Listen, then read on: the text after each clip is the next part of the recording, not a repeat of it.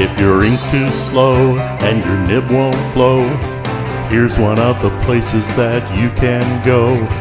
Larry is here to see you through with Mr. Announcer and Cubby too. It's Larry's Fountain Pen Reviews. Okay. Okay, welcome to Larry Zoom Pen Hangout. But today we're doing some of the inks today with Dr. Joe's on. He's going to talk to you a little bit about his favorite inks and show you a little bit of this and that. Dr. Joe, welcome to the show. Take it away, sir. Oh, thank you, Larry. Thanks everybody for joining us. I do appreciate it. Let me see where what I got here. I didn't close. Oh, here I am. Okay, sorry. Just give me a second. Sometimes this whole screen sharing thing is a little disorienting. Let's see. Okay, stop share. Let's go back to share. Sorry.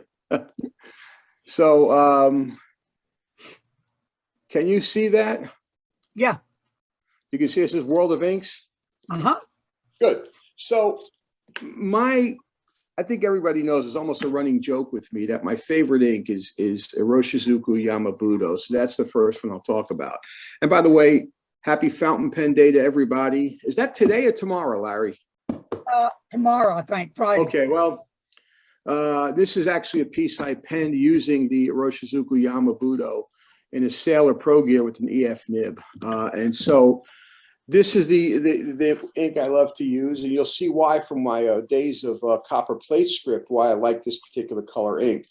I'm a fan of wine. I said that, I think, in a previous interview somewhere.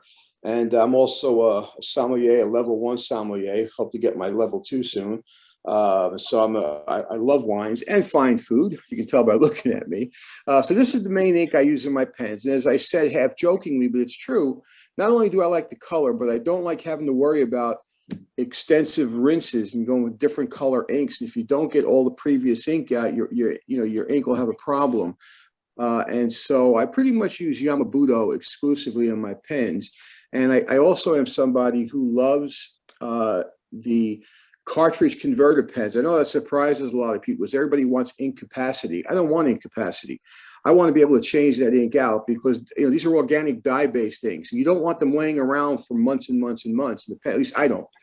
And then some of the inks have the ability to sort of creep out from the nib. They're so hypersaturated with whether it's pigment or soluble pigment, and as the water starts to evaporate, it can crystallize out. So this is my favorite Yamabudo. It's a beautiful color. The other ink that I've used in the past, and I think I stopped using it back in 2015 when I locked onto Yamabudo, was the Aroshizuku Murasaki Shikabu. This is another beautiful color ink. It's like a grape color. And that was being used there back in 2015 in my old Pilot pen. I no longer have that pen, and I still love this ink, but I don't really use it. But I think it's a really beautiful color to use. And some folks are advised me to get some Konpeki, which is apparently an Aroshizuku ink that has a big following. I tried it, wasn't crazy about the color. Doesn't mean it's bad. It wasn't for me.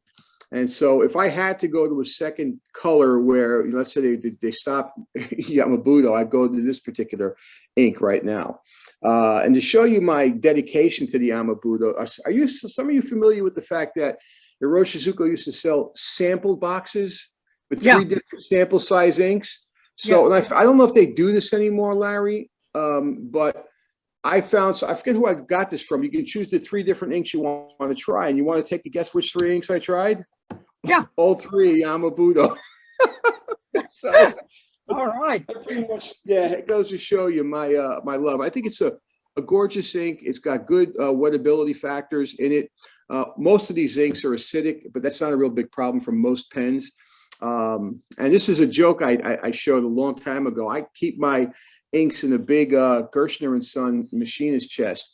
And you can see all these different ink bottles in it. The only ones I showed the name was Yamabudo. Everything else was other inks.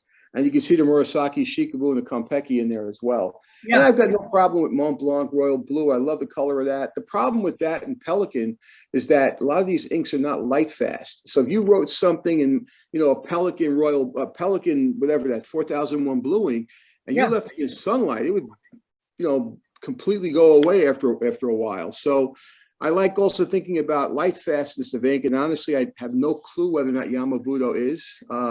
When I was doing calligraphy for pieces I wanted to give to people, that's when all of a sudden light fastness would come in to my field of view.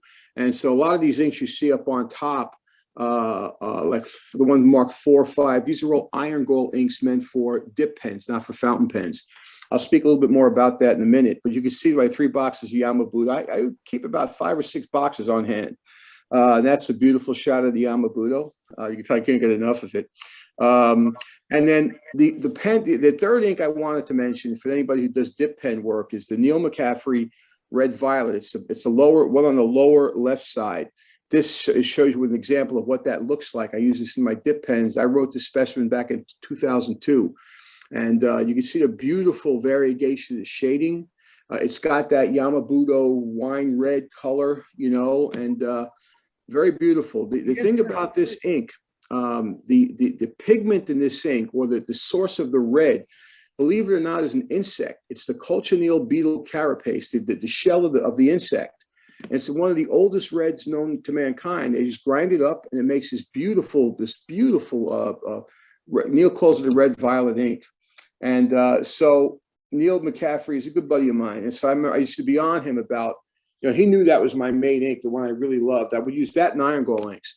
He makes iron gall ink as well. But I would tell him, Neil, why don't you rename it Vitolo Violet? It was a joke between us. And so one year he comes up to see me, not to me, he was going up to see Debbie Zeinert. And he brought me these bottles of Mccaffrey's Vitolo Violet ink.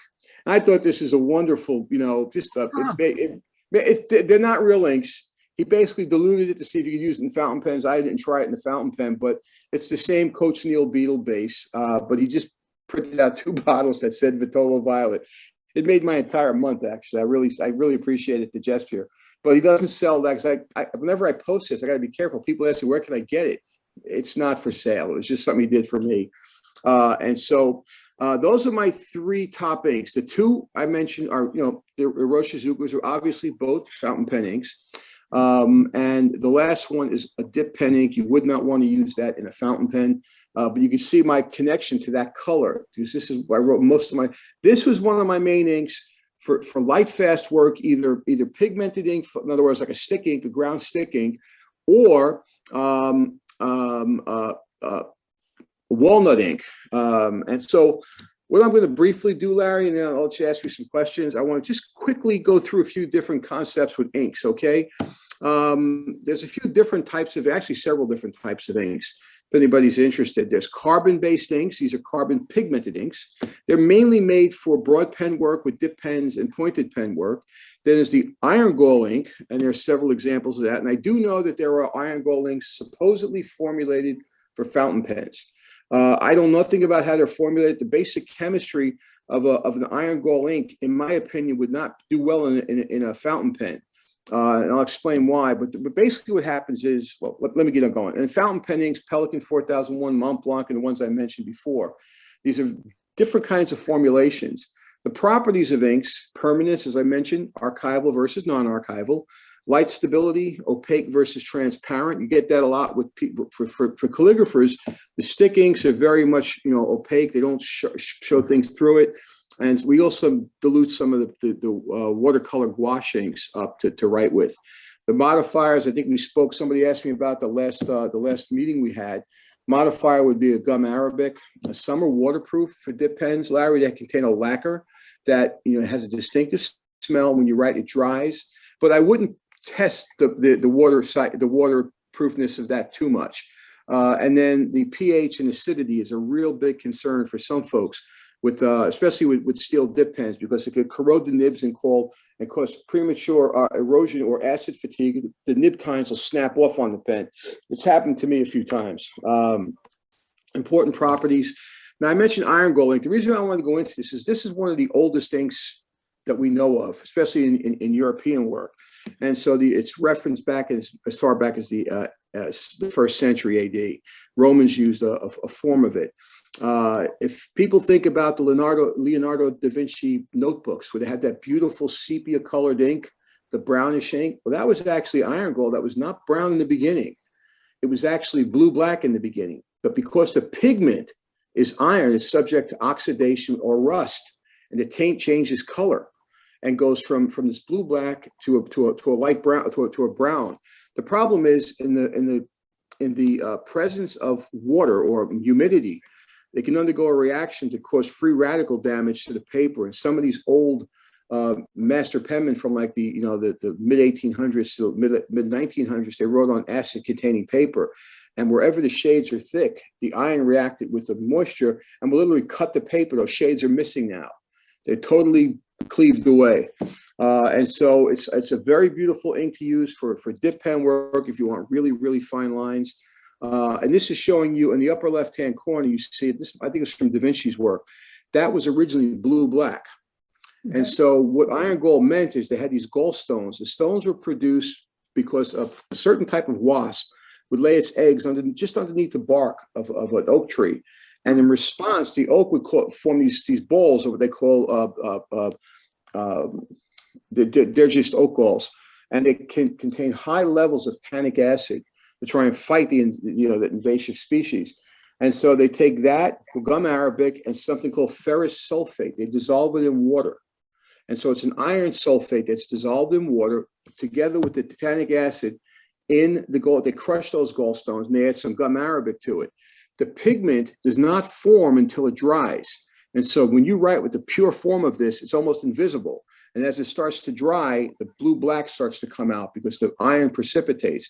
And what a lot of people don't realize, especially dip pen folks, if there's pigment on the bottom of your jar, you do not want to stir it. You do not want to stir it. That pigment's irregular in size, and it'll only clog your dip pen up. So what we used to do is decant it into another jar, throw out the stuff, recharge it with a little bit of fresh iron gall ink, and maybe add a few drops of like lemon to keep the acidity high in it. It has to be very acidic or else it's not going to stay in solution. So that's iron gall ink. It's also considered a permanent ink because it bites into the paper surface. And up until the mid 1980s, it was used in some of the European countries for official documents because it's very difficult to scrape away. So that's iron gall ink. And here you can see the specimen on the left is the letter Z I wrote using a modern iron gall ink. It hasn't yet oxidized yet. And you can see on the other side, you can see some of the paper loss on the one side of that paper. Yeah. That's from the free radical damage of the iron gall ink pigment reacting with the moisture in the air. So the last thing I want to speak about is the pigmented inks, carbon-based inks. These are beautiful inks. The pH can vary. A lot of them are around neutral, but they have gum arabic binders. This dates to 5,000 years ago in China. So a long, long time ago. They're commercially available as a stick, as a paste, or as a liquid. And the way it's made, if you ever wondered about this, there's a few different ways. On the top right, you can see these little burners. They burn a yellow, dirty flame, and that carbon is collected on glass, rotating glass cylinders. And after a while, they can just scrape it off and then take that, mix it with the gum arabic, and then form these sticks, these beautiful stick inks with it. And those guys usually use their hands. You can see the color of their hands. And that's the form they use. And they let it dry for a while, and they will then go ahead and package it for sale. But these things can go from extremely cheap to extremely expensive.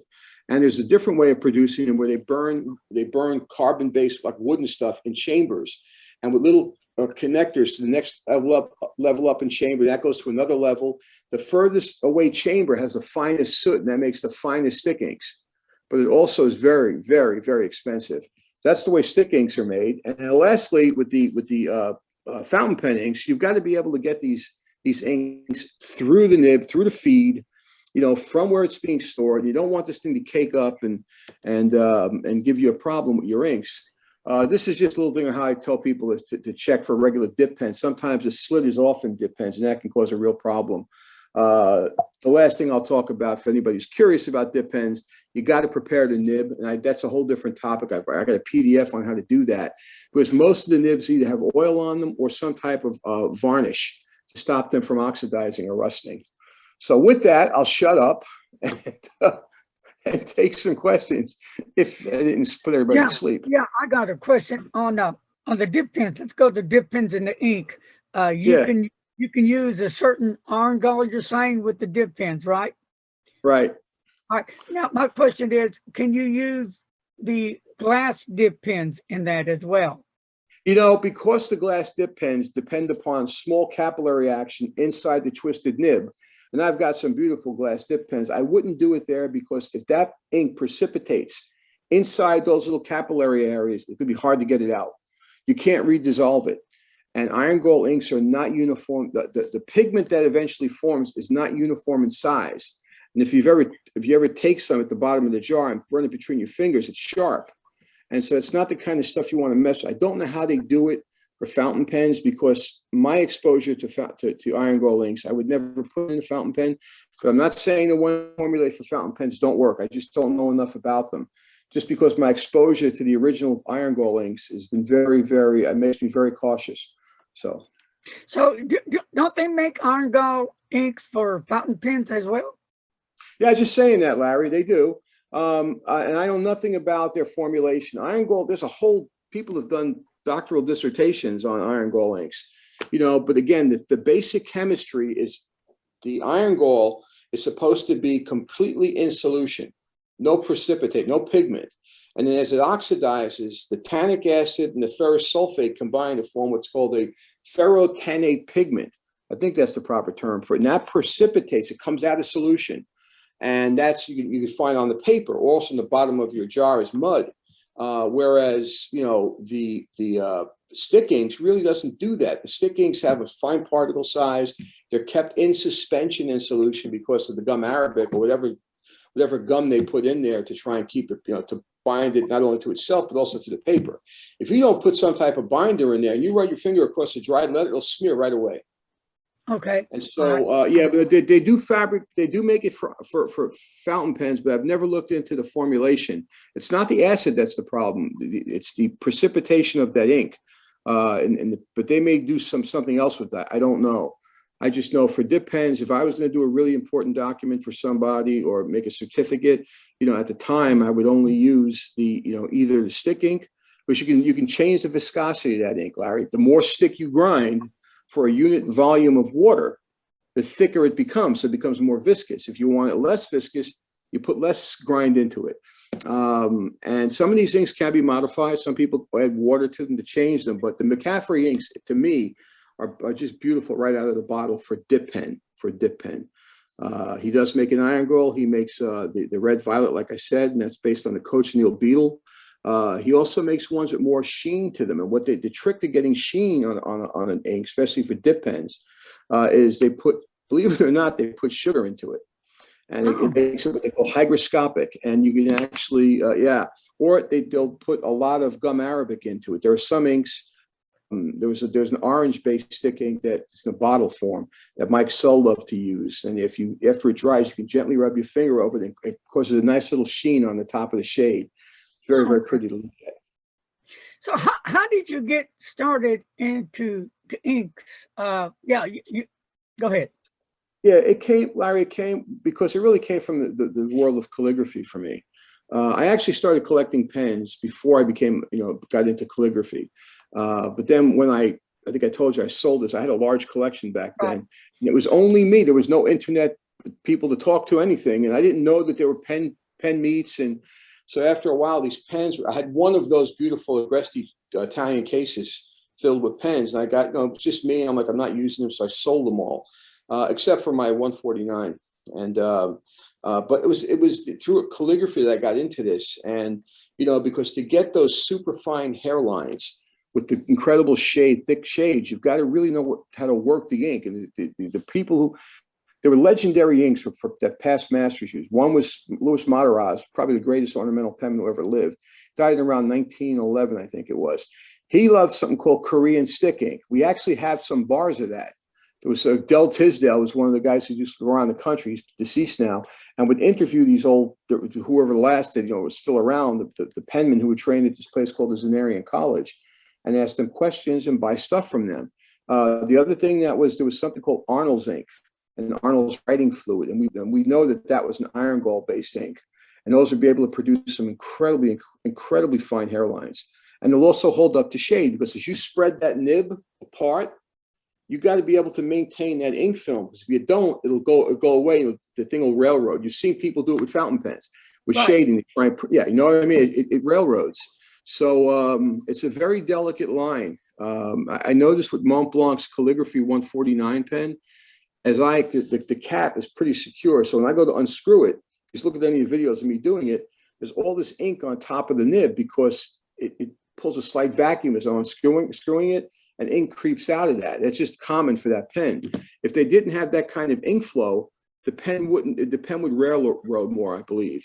And so yeah, but it was basically my entry into calligraphy that led me to look at these types of things. I used to grind my own pigments too for paint. You know, if I wanted a blue, you get some lapis lazuli and grind it. There's a whole bunch of ways of doing this, but for fountain pens, you just have to be careful. If you can't, like some, as you know, Larry, some of the Japanese pens you can take apart. You can pull, like with the platinum, you can pull the nib right out, take it apart from the feet, clean it real well.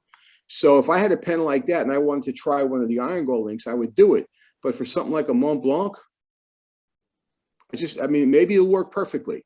But if something clogs up in there, you're going to have to send it to somebody to take it apart. I know folks have the little tools to take the nib apart, but yeah, I remember speaking to Mike Masayama at Atlanta about 3-4 years ago. And, you know, he told me, he said, if anybody that pulls a nib out like that, the Japanese pens, and then reinserts it, he says, that pen should be retuned by an expert because it's not going to be the same. And, you know, it's interesting to hear that comment. I also asked them about one of my favorite pens has always been the Sailor King of Pen. Beautiful pen, big number 8 nib. I said, Mike, why don't they make it an extra fine? Because Mike he's trained at Sailor. He says, Joe, the reason why they don't is because they tried it, and because it's a 21 karat nib, it's a little softer, and the large size means the nib tines with a little bit of pressure, they start to come apart, and they can be an unpleasant writing experience. For that reason, they only make them in medium and broad. That's all you can get a Sailor King of Pen, unless you're going to get the real expensive cross point, the Nagahara cross point. So he says, I'll grind it for you, but you know, unless you have a really, really light touch, I wouldn't recommend it. And I have a light touch, but not that light, Larry. Not that light. You fooled me. Okay. If you get any lighter, Doc, you won't be able to see it. Well, that comes from the extra fine point. I know like folks like Aziza loves to have the beautiful colors of the ink and stuff like that. Yeah. And that's great. But for me, I want the really hairline so fine sometimes you can't tell what color the ink is, you know, and that can happen with extra fine Japanese points, and especially extra fine points. They do make them.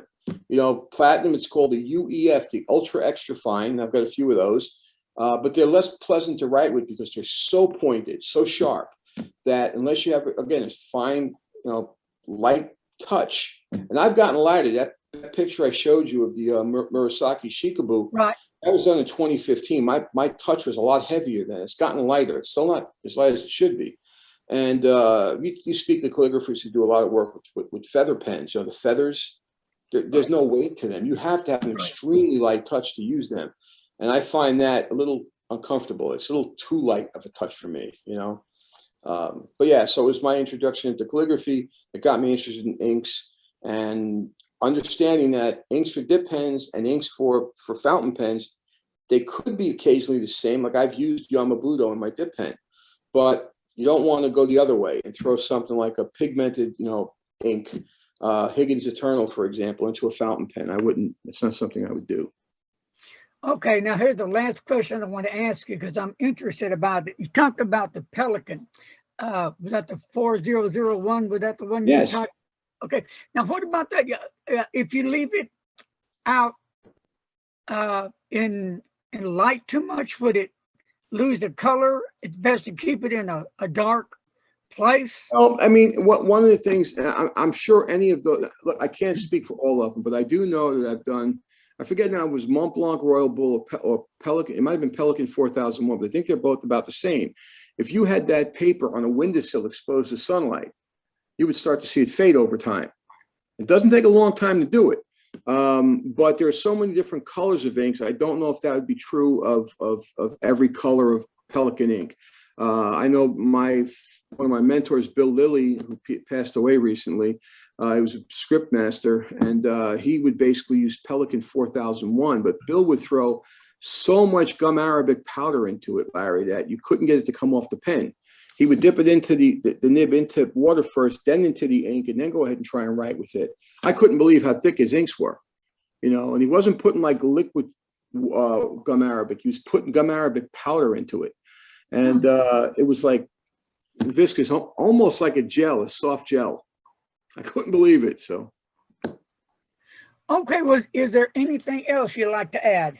So, stop for a minute. Okay, hold on. So back to that Pelican again, inks. Are all the Pelican inks that way or just that one specific ink? Oh, I couldn't answer that, Larry. I don't know. I do know if you look at, I don't know if I could find it, but there was a website, I forget where it was, acidity of inks. Here it is. I'm going to share my screen again once it's opened up.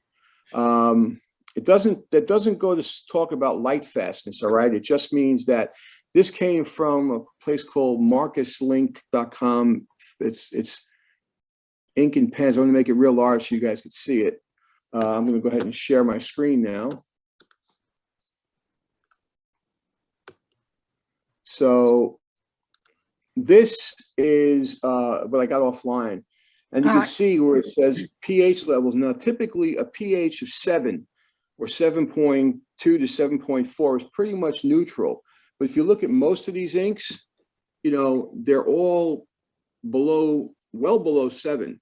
And those are more acidic inks. They can cause problems with, if you had, let's say you were putting, let's say a pen that had it wasn't steel components or some less expensive metal, it could cause corrosion in that. But you can see the Pelican Blue Black is 2.2. This is pretty acidic stuff. Omos Blue Black and Omos Royal Blue are down 1.7. You're approaching the acidity levels of lemon juice and water. And there's only a few that basically go above that. And hit the Pelican Brilliant Red, which I think what Bill was using is 8.2. It's more basic. And I'll stop sharing that. But it's interesting because, some folks are worried about that in their pens, but the way most modern fountain pens are made, even if they use steel nib, it's not going to really be a problem. The steel can resist quite a bit. Well, that was interesting. The screen you pulled up and what you were talking about to me was interesting because I didn't know that. Maybe one day we need to do a video on that because I think it's pretty important. I never knew all that. Yeah, it's a matter of fact, Larry. Let me see if that link is still active. I'm going to open it up right now. I don't know if it is. I got that off years ago. Yeah, it's still there. It's still there. Okay. So I will post this link in the chat section. Okay. This is on a link called Glenn's Pens. I'm not seeing the actual list anymore, but I can make that available to folks. This is, let me go here to the chat section. This is the actual link for that site, but I'm not seeing the actual, I'll make it available to you, Larry. I'll send you a PDF of that.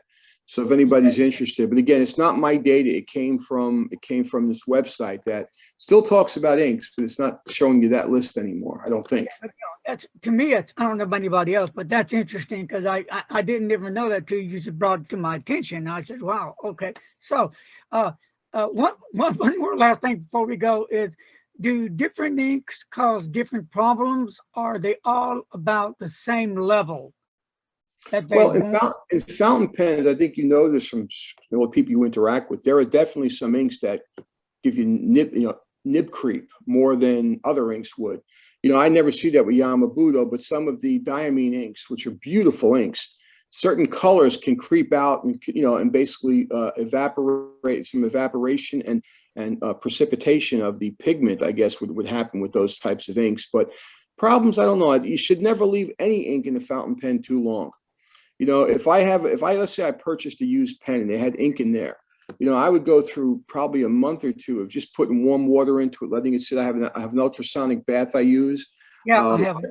Yeah, you got to be careful with some. You don't want to put, Urushi pens into that, or pure ebonite pens, but right. Because ebonite I think water can cause issues with ebonite as far as staining goes.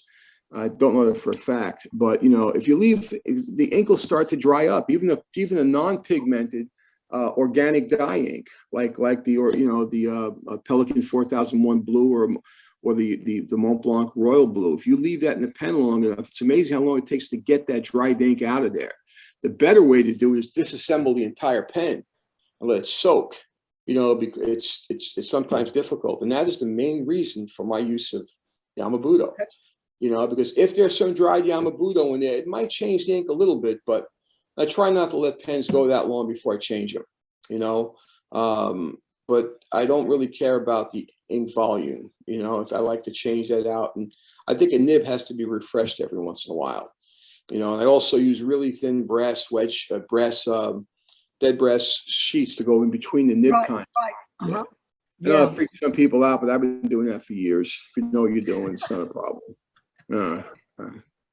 Okay, Doc, I'll get back to you later because there's more things I want you to come on and talk about, because you're a walking information on this and that and pens and inks, and you got my curiosity up. So, yeah, there are people that know a lot more about pens than I do, Larry. I mean, there's David Isaacson, somebody that comes to mind. You know, I'm not that familiar with all the different history of fountain pens, but you know, to be able to use them to get the script I want, or the visual I want, that's why I got so far into it. So anytime, Larry, just let me know. I'll be more than happy to come back on. Hold on. You want to say something? Oh, okay. All right. Well, thank you, Doc, for joining us today, and we will holler at you later, my friend. Thank you, sir. Take care. Thank you. Bye-bye. Bye-bye.